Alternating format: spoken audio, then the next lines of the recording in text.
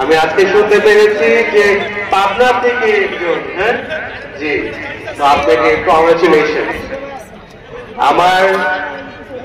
আমরা সবসময় চেষ্টা করেছি যে এলাকার মধ্যে খেলাধুলা, শিক্ষার পাশাপাশি খেলাধুলাকে যাই আমরা প্রমোট করি। এটার জন্য আমি যে আয়োজক আজকে স্পোর্টস লাভার্স অ্যাসোসিয়েশন, ওনাদেরকে আবারও আমার কৃতজ্ঞতা যে ওনারা এটা করে করছেন এবং আগামীতেও ওনারা যিনি করেন আরো বড়ভাবে যদি এটাকে প্রমোট করা যায়, এটার জন্য আমার বেস্ট উইশেস থাকবে ওনাদের জন্য।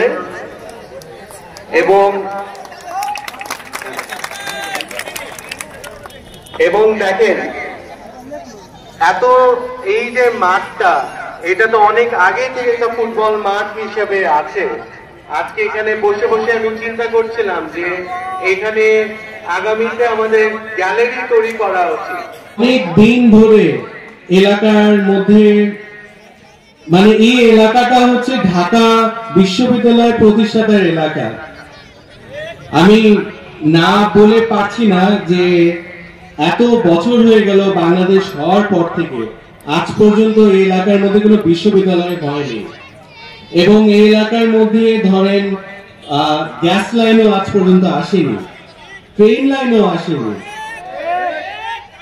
এটার সাথে আমি এটাও বলতে চাই যে ধরেন এই একটা বাস সার্ভিসের কারণে যদি এই ধরনের ভোগান্তি হয়, অনেক ধরনের কাজ করার আছে, যে কাজগুলা আমাদের সবাই মিলে করতে হবে।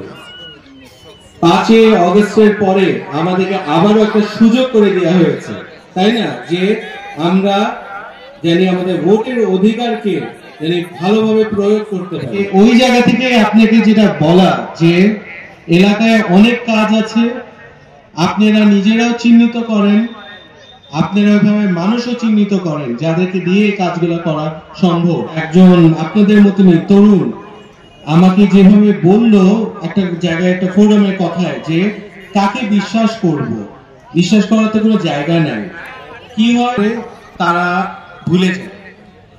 এটা আমাকে কিন্তু আসলে অনেক প্রভাবিত করেছে, যে কথাটা তো ভুল বললো না ব্যক্তিটা।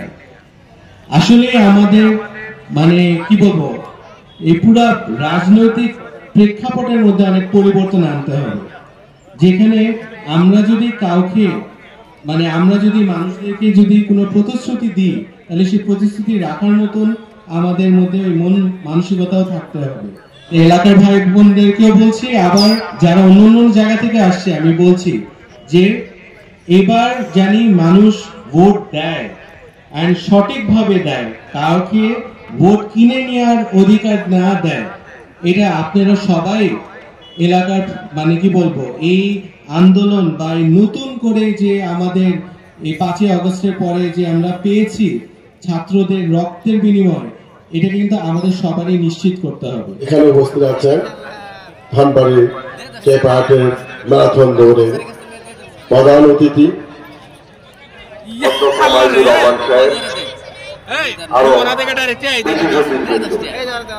আমরা আজকে 8 কিলোমিটার এই ম্যারাথন দৌড়ে যারা অংশগ্রহণ করেছেন, তারা বিজয়ী হয়েছেন, তাদেরকে জানাই ধনবাড়ির পক্ষ থেকে আন্তরিক শুভেচ্ছা।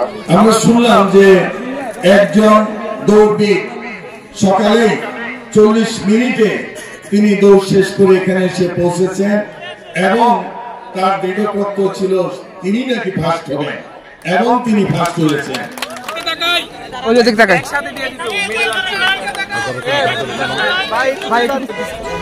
না না, ওটা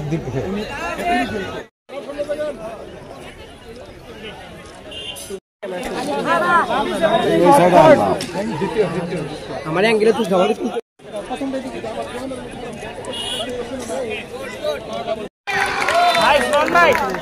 সাবাস ইমরান ভাই।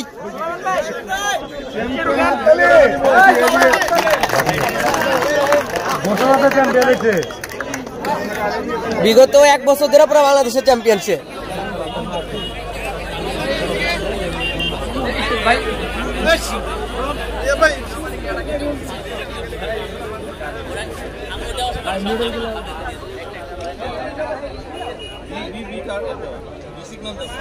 ভাই